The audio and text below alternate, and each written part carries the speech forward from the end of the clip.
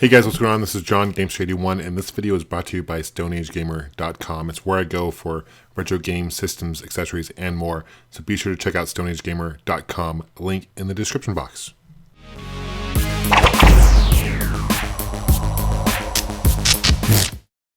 What's going on, guys? This is John with Gamester81.com, and this is part 2 of the top 10 horror games to play for Halloween. I'm joined again by my friend Mike Tendo. He's got a great channel here on YouTube called Dongled. I'll put a link below. Great show. And him and I have come up with our top 10 list. It's a hard list to come up with because there's so many great games in this genre, right? Of all systems ever, right? And so we just narrowed it down to 10. So it took us a while to come up with this list. But I figure with Halloween around the corner, this is a great time to play these games I wanted to share with you guys. And let's start with number 5. Number 5. Sweet Home is a game that came out for the Famicom in 1989 based on a Japanese horror movie with the same name, Sweet Home. Unfortunately, it was never ported to the NES. Capcom decided not to port it, unfortunately. Maybe they felt that the North American market wouldn't really take to the game very much. But I'll tell you what, the best way I can explain Sweet Home is you take Phantasy Star, right? Like by Sega, the RPG elements of Phantasy Star, and you take a Resident Evil and you kind of add that theme to it. And that's basically what Sweet Home's about. It is an RPG game with horror effects.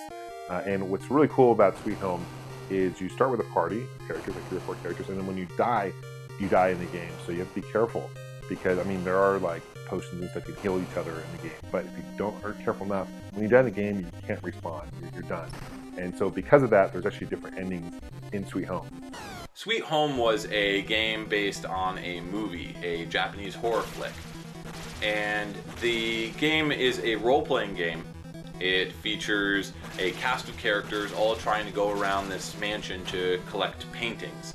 And it's what inspired the Resident Evil series, so it definitely belongs on this list.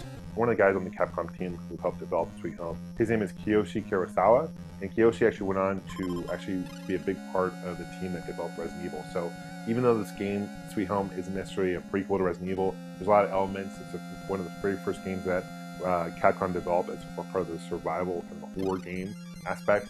And when Resident Evil was initially going to come out in 1986, actually Capcom was planning on it to be kind of basically a remake of Sweet Home.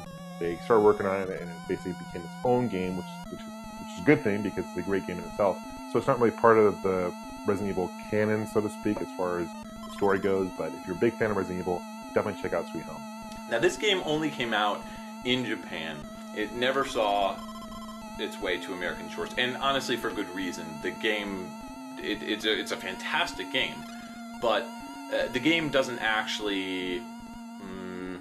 I don't think it would fit in the American market. Now, it is a really disturbingly graphic game.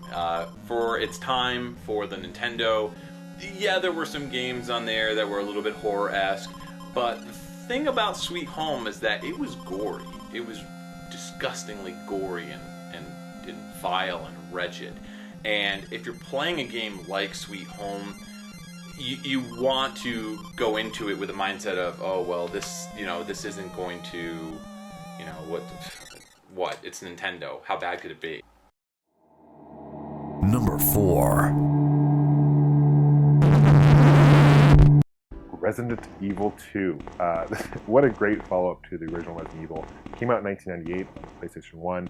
Later on, it was ported to the Dreamcast, N64, among other consoles. Probably the best port would probably be the Gamecom port. No, I'm just joking. The Gamecom port is, even though it come out for that handheld by Tiger, it's terrible. There's a lot of ghosting in the game, no pun intended, of course. I love Resident Evil 2. It was the first Resident Evil game that I had played. I had only seen commercials for it, and everybody at school was talking about this game. And so Resident Evil 2 had a great immersive story. It had really cheesy acting, just like the first game. Thing that I always like to kind of get in people's heads about Resident Evil 2 is it watches like a B movie, but it plays like a great game.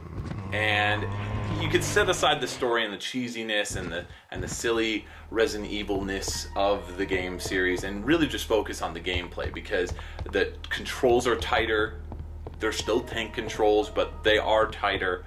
But what's fun about Resident Evil 2 is I like the combat mode. You know, the combat's really cool. The puzzle solving is really neat. And if I were to recommend a port, it'd probably be the Dreamcast version.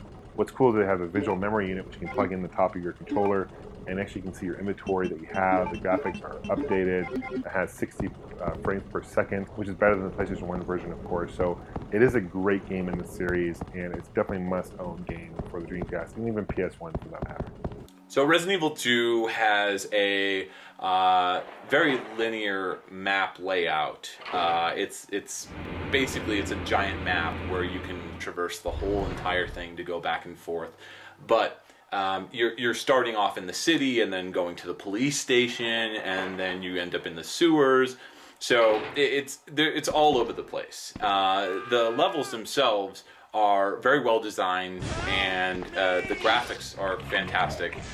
It's still pre-rendered backgrounds on the game, but it's tons of fun just to kind of explore and see what items you can find. A little flickering of the light to grab an extra set of bullets, or to pick up magnum bullets, or a gun. The game has a ton of unlockable guns and unlockable costumes too, and you get 2 different characters to play through the game with. So the first is Leon Kennedy, who's just a rookie cop, and then there's Claire Redfield, who's the sister of Chris Redfield from the first game. Number 3. Castlevania 2 Simon's Quest. Oh my god, I love this game. This is by far one of my favorite Castlevania games. And it truly set the standard for what would eventually be the Metroidvania titles, such as Symphony of the Night, and the later titles such as Area of Sorrow, Harmony of Dissonance. In fact, in the last regular Nintendo DS entry, Order of Ecclesia, where you play as Shinoa, that game reeks of Castlevania 2 Simon's Quest. Castlevania 2 Simon's Quest, which is known in Japan on the Famicom as simply Dracula 2. It's a follow-up to the original Castlevania, and I actually love the improvements that Konami made in this game.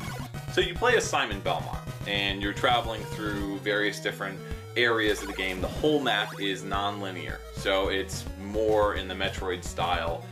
This was way before Symphony of the Night, but it kind of pioneered the whole Metroidvania thing. And it still had its platforming aspects where you had to jump, and your jump was very strict.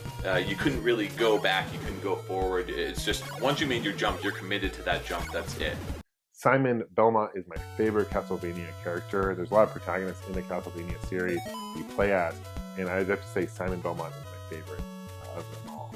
Now, the game takes place 7 years after the original Castlevania game, and you are gathering up the parts of Dracula to put them all back together so that way you can kill him to end the curse that is going throughout all of Transylvania.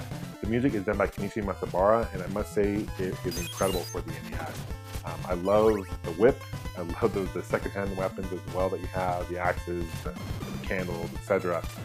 I remember getting to the end of the game and I was always like, where are all the enemies in Dracula's castle? You're expecting that's like the hardest part, and the game is way too easy towards the end, but throughout the game, the traveling of the game is what really sells it and what makes it worth playing for the Halloween season. And one really fond memory I have about seeing Castlevania 2 for the first time was the Nintendo Power cover. It was one of the very first Nintendo Powers when it first came out, right?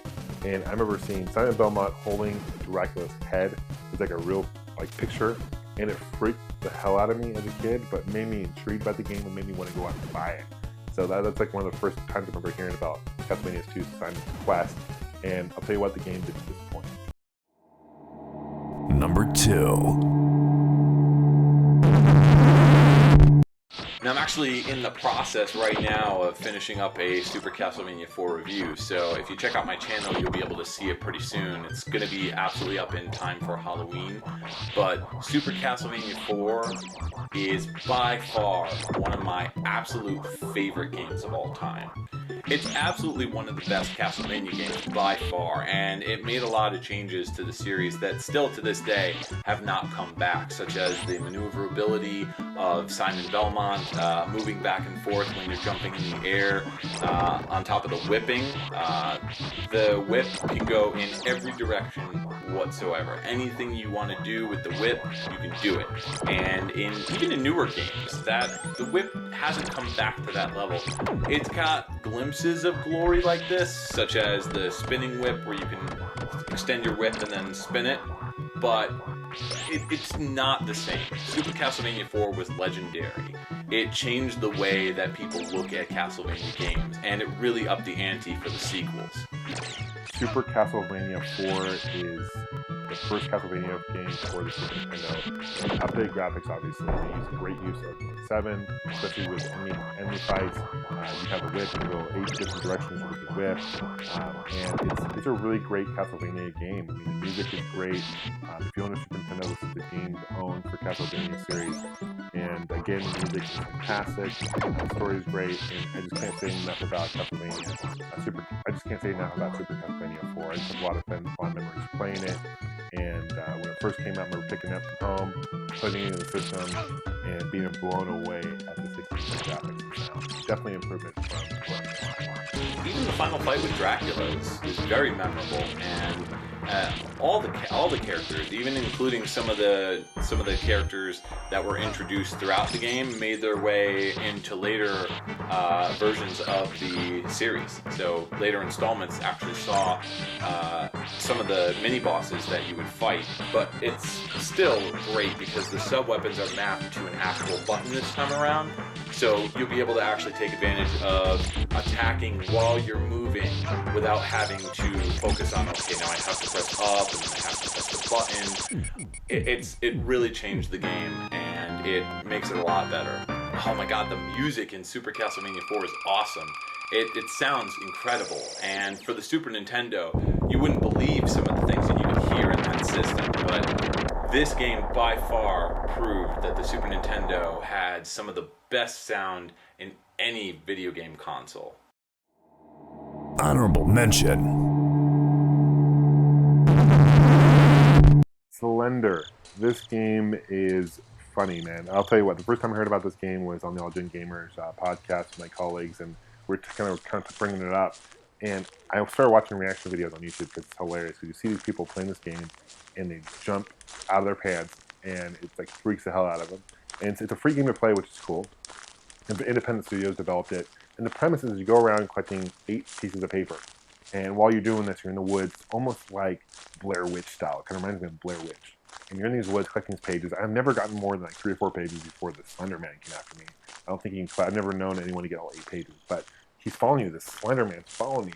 And it's like the more intense kind of horror, right? So no blood and guts or anything like that, but it's like he jumps out of nowhere and gets you. And if you guys haven't played this game, I definitely recommend it. It's a very fast, easy game to play, but it's done in a first-person perspective, and the graphics are really cool. The lighting's really neat, and the music is very simple, but it adds to the game and the intensity of it all. And it will scare anyone, I guarantee you. So definitely check it out.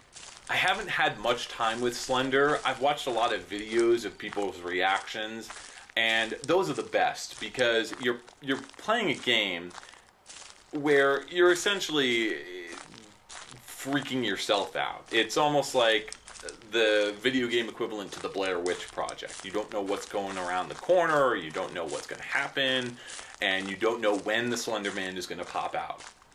He's going to pop out somewhere, you just have no idea. And you go through these various different areas, forests and areas where there's it's like more of an industrial setting, and you're kind of all over the place. You're hunting down these 8 pages, and you have to collect them before the Slender Man catches you. And it's a race for your life, literally a race for your life.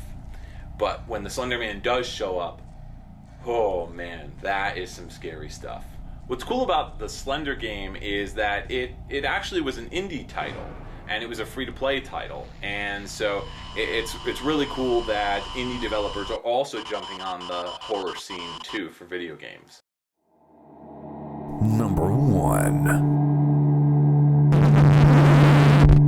We're Resident Evil has to be number one in my book because it's a game that started it all. I mean, it's a game that not only started the series, it started a series of action movies, live action movies, action figures, memorabilia, posters, you name it. It came out for Resident Evil. And in Japan, it's known as Biohazard. And when Capcom, actually in '96, they were going to port it over to in North America, the market, they found that the Biohazard trademark was taken. So they decided to call it Resident Evil, which actually sounds really cool. I think it really works for the game. It came out for the PS1. There was a later remake in 2002 for the GameCube, which is definitely the version I recommend playing. Updated graphics. Resident Evil, especially the PlayStation one, is really cheesy.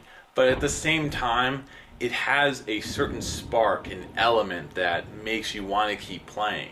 It's one of the best games ever made, and by far, it's one of the best Halloween games that you could play this Halloween season. You take control of Chris Redfield or Jill Valentine, and you're going through this mansion trying to uncover the secrets of these zombies that have appeared, and you've gotten these reports about this laboratory, and you've got to go down there, and there's this whole cast of characters which to this day are still incredibly memorable and have seen sequel after sequel of releases. But it all started here in Resident Evil. One thing about Resident Evil that was frustrating me a little bit was the camera angles. You can go in one area and then you come out the other area, and you've got the dogs to worry about. But if you can get beyond the camera angle, you can get beyond kind of the graphics and age very well, at least for the original. Those haven't aged very well. It's a story and it's the theme. You play as Jill or Chris. They have different abilities. It's a game that started all in my book, and it has to be number one because it's a great survival horror. And even though it's not the first survival horror game to come out, I mean, other ones would be like Alone in the Dark, for example. This is the game that really put survival horror on the map. And other games that follow, like Silent Hill and other survival horror games too, Alan Wake, for example. So it definitely has to be number one in this list. Even the GameCube remake, which featured amazing graphics and it was one of the most beautiful games on the GameCube, was by far a huge improvement over the original in terms of scare factor. This game was a lot scarier thanks to just not only better shadows, but also better lighting schemes and graphics. So the game really amped up things. Well, guys, that concludes the top 10 list of horror games for Halloween. I really, again, want to thank Mike for joining me on this list. Definitely check him out. If you want to stay in touch, please follow me on Facebook, Twitter, and Instagram. Also, my website, Gamester81.com. I appreciate you guys liking this video and thumbing up in this video. It helps people see this video, so every little bit helps, guys. I really appreciate that, guys. And we'll see you guys soon. Happy gaming. Take care. Hey guys, also I just want to remind you that Gamester81, the video game for the ColecoVision, is currently available for pre-order at Indiegogo.com. I'll put a link below. Also, after the campaign will be over, it will be available at Atari2600.com. Thanks for your support, guys. We'll see you soon. Take care.